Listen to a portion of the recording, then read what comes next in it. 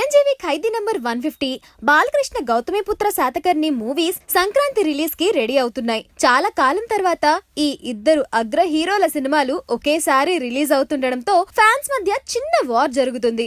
అయితే ఈ ఇద్దరి ఫ్రెండ్షిప్ గురించి క్రిష్ మాట్లాడుతూ, శాతకర్ణి మూవీ ఓపెనింగ్ కి చిరుగారు వచ్చినప్పుడు ఈ మూవీ స్టోరీ చెప్పాను, బాలయ్య మంచి సినిమా కొట్టేశాడు అని ఆయన అన్నారు.